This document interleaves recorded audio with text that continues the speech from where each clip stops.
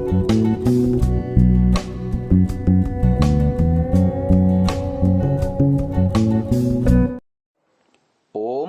नमस्ते जी। 12वीं श्रव्य कणिका दयानंद दिवाकर, लेखक श्री आदित्य मुनि जी, वानप्रस्थ। नर्मदा नदी के तट पर किए गए भ्रमण का विवरण हम सुन रहे थे। आगे विवरण इस प्रकार है। गौतम ऋषि की तपोभूमि के समीप ही धर्मपुरी है और मानधारा का जलप्रपात है। इसी के आगे जंगल के अंदर काल भैरव की गुफा है। वहां किन्हीं योगी और सिद्ध पुरुषों के होने की आशा शुद्ध चैतन्य ने छोड़ दी थी। इस प्रकार नर्मदा के दोनों तटों में अन्यान्य बहुत सी उपनदियां आकर मिलती हैं। नदियों के संगम स्थलों में बहुत से तीर्थ हैं। प्राचीन काल से ऋषि मुनियों के नाम पर बहुत से आश्रम बन गए हैं। साधु तपस्वी लोगों के साधना करने के लिए और साधना शिक्षा देने के लिए यहाँ साधन क्षेत्र भी बन गए हैं। काशी में परमहंस सच्चिदानंद स्वामी से यहाँ के चारणोद, करणाली, व्यासाश्रम और आबू पर्वत आदि साधन क्षेत्रों के विषय में शुद्ध चैतन्य ने बहुत कुछ सुन रखा था। इनमें आबू अरावली का श्रृंग विशेष था, अतः इन स्थानों के प्रति उसका विशेष आकर्षण था। घने जंगलों के अंदर वह सकरे और छोटे छोटे रास्तों से चलकर ही यहां तक आया था। कभी कभी ऐसा रास्ता आगे जाकर समाप्त भी हो जाता था। तब स्थानीय लोग उसे बता देते थे कि किस तरफ से और किस रास्ते से जाने पर उसे कौन सा तीर्थ व आश्रम मिल जाएगा। यहाँ दोपहर के समय भी घने जंगलों में अंधेरा रहता है। भूख प्यास लगने से या शाम हो जाने पर उसे बहुत कठिनाई होती थी। जाते जाते बड़े बड़े सांप, हाथी, शेर, रीछ, बराह, जोंक, जहरीले कीट पतंगों के झुंड और बड़े बड़े मांस भक्षी पक्षी मिल जाते थे। मध्य प्रदेश के अंतिम हाथी बिलासपुर के उत्तरी पहाड़ी वनों में गत सदी यानी 20वीं के प्रारंभ के 20-30 वर्षों तक पाए जाते रहे हैं। सन 1860 यानी संवत 1917 विक्रमी में जिला भ्रमण पर आए कैप्टन जे फारसायत के अनुसार यहाँ लगभग 300 हाथी थे, जो करीब 1200 वर्ग मील विस्तृत घने साल वनों में स्वच्छंद विचरते थे। मातिन और उपरोड़ा के बीच से उत्तर दक्षिण दिशा में बहने वाली हसदेव और उसकी सहायक नदियां उन हाथियों के झुंड की प्रमुख आश्रय थीं। उसके बाद के आने वाले वर्षों में यह बियावान क्षेत्र हाथी विहीन हो गया और उसके साथ ही मध्य प्रदेश का एक गौरव समाप्त हो गया, जिसकी अब स्मृति ही यहाँ वहां चंद्रबाई के पृथ्वीराज रासो और आईने अकबरी इत्यादि में बची हुई है।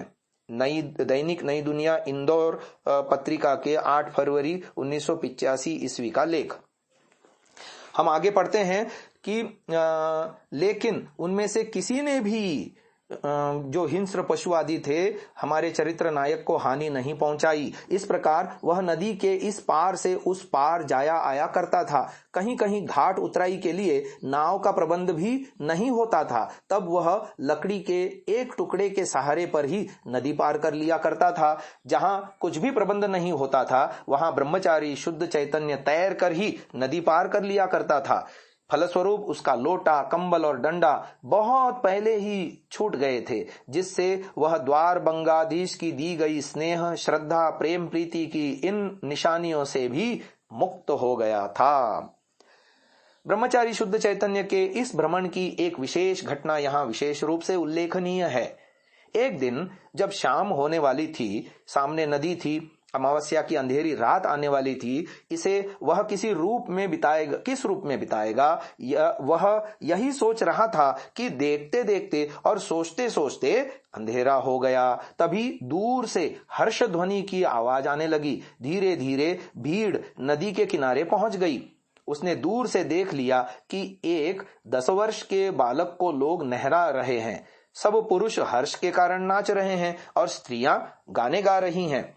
एक माता बार बार उस लड़के को पकड़ने के लिए आती थी, किंतु लोग उस माता को धकेल देते थे। यह क्या बात है, यह जानने के लिए शुद्ध चैतन्य वहां पहुंच गया। तब उसे वहां बताया गया कि आज अति पुण्य मौनी अमावस्या है। मौनी अमावस्या अर्थात माघ कृष्णा 30 संवत 1905 की यह तिथि 24 जनवरी 1849 यानी 49 ईस्वी बुधवार को पड़ी थी। इस प्रकार ब्रह्मचारी शुद्ध चैतन्य को काशी से चलकर धर्मपुरी तक पहुंचने में लगभग 4 महीने का समय लग गया था। तो काल भैरव की गुफा में आज मध्यरात्रि को काल भैरव जो कि शिवजी के प्रमुख गण हैं, जो ब्रह्मचारी शुद्ध चैतन्य के कुल के भी भैरव थे, उनकी सेवा में इस निष्पाप, निर्दोष और शुभ लक्षण युक्त ब्राह्मण बालक को बलिवेदी पर चढ़ाया जाएगा, जिससे इसके माता पिता को पुजारियों की ओर से 50 रुपए प्राप्त हुए हैं।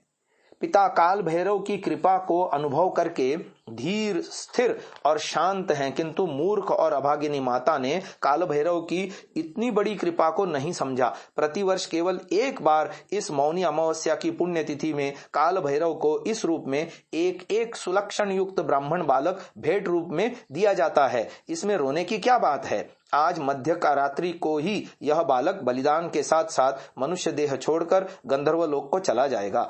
इस बात को सुनते ही शुद्ध चैतन्य के मन में 3 चिंताएं उत्पन्न हो गई। पहली, मेरी माता ने मुझ पुत्र को केवल खोकर ही देह त्याग किया था। अपने पुत्र का यह बलिदान देखकर यह माता कैसे जीवित रहेगी। दूसरी, इस सामाजिक महापाप के दंड भोग के लिए ही हमारी पुण्य मातृभूमि धीरे धीरे विदेशी वणिकों के शासन में जा रही है। तीसरी, धर्म के नाम पर ऐसे ऐसे महापाप ऋषियों के देश में कैसे चालू हो गए। ब्रह्मचारी शुद्ध चैतन्य से यह करुण और भयंकर दृश्य देखा नहीं गया। काल भैरव का यह स्थान धर्मपुरी जिला धार में नर्मदा के उत्तरी तट पर स्थित है। इस स्थान को इस कथा के लेखक आदित्य मुनि जी कह रहे हैं कि उन्होंने स्वयं खरगोन में रहते हुए सन 1964 से 67 ईस्वी में देखा है। इसके ठीक उत्तर में 23 किलोमीटर की दूरी पर प्रसिद्ध पर्यटन स्थल मांडू यानी मांडवगढ़ है, जहां से नर्मदा एक रजत धारा सी दिखाई पड़ती है। रानी रूपमती मांडवगढ़ से इसे प्रतिदिन देखा करती थी। तो काल भैरव का यह स्थान धर्मपुरी से लगभग 2 योजन की दूरी पर जंगल के रास्ते के पास बारंगा नाले के साथ साथ है। धर्मपुरी फलघाट के सम्मुख नर्मदा नदी के उत्तर तट पर है। फतेहगढ़ से कोई 1 योजन दूरी पर ही यह स्थान है। मुगल साम्राज्य के समय जंगलों में अनेक छोटे छोटे किलों का निर्माण किया गया था। उन्हीं में से यह हो सकता है फतेहगढ़। बलिदान की शोभा यात्रा के अंदर जाकर रक्त चंदन से अनुलिप्त रुद्राक्ष माला परिहित प्रधान पुरोहित से शुद्ध चैतन्य ने कहा कि कृपया आप इस बालक को छोड़ दीजिए, इसके बदले मुझे ही ले लीजिए, मैं भी ब्राह्मण का बालक हूँ। पुरोहित ने कहा कि यह सौभाग्य सबको नहीं मिलता, इस बालक को नहीं छोड़ सकता हूँ, क्योंकि यह काल भैरव के पहले ही उत्सर्ग किया जा चुका है। तुम भी चल सकते हो, वहां पुरोहित राज कापालिक की आज्ञा होगी तो इस बालक को छोड़ दूंगा और तुमको बलि पर चढ़ा दूंगा। ब्रह्मचारी शुद्ध चैतन्य सहर्ष राजी होकर शोभा यात्रा में शामिल होकर चलने लगा। लड़के की माता के कंठ से आवाज अति रुदन के कारण बंद हो गई थी। केवल पगली की तरह शोभा यात्रा में शामिल होकर आ रही थी। शोभा यात्रा काल भैरव की गुफा के सम्मुख पहुंच गई, जहां भयंकर भीड़ भाड़ थी। 7 कपड़े की पट्टियां सिर पर बांधकर करीब 50 आदमी कटारी हाथ में लेकर नाच रहे थे। करीब 100 स्त्री पुरुष शराब पी पी कर वहां गाना गा रहे थे। शुद्ध चैतन्य के बारे में पुरोहित और कापालिक के अंदर जब बातचीत हो गई तो उन्होंने शुद्ध चैतन्य से कहा कि अगर तुम राजी हो तो तत्काल भैरव की सेवा में तुमको बलिदान किया जाएगा। अतः शुद्ध चैतन्य राजी हो गया और पुत्र शोकातुर जननी को उसका पुत्र वापस दे दिया गया। तब पुत्र का आलिंगन करके माता बेहोश होकर गिर पड़ी। ब्रह्मचारी शुद्ध चैतन्य को पुरोहितों ने स्नान करवाया, वदन में रक्त चंदन लगवाया, फूलों की माला पहनाकर और उसके सिर पर हाथ रखकर पुरोहित मंत्रपाठ करने लगा।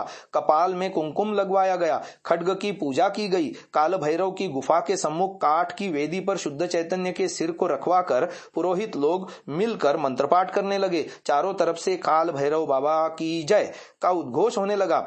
शुद्ध चैतन्य ने उपस्थित जनसमूह को एक बार देखकर अपनी आंखें बंद कर लीं और बलिदान के लिए तैयार हो गया।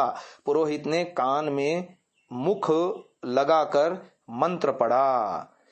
वो मंत्र और आगे की चर्चा हम कल की श्रव्य कणिका में आपको सुनाएंगे। इसे यहीं विराम देते हैं। ओम।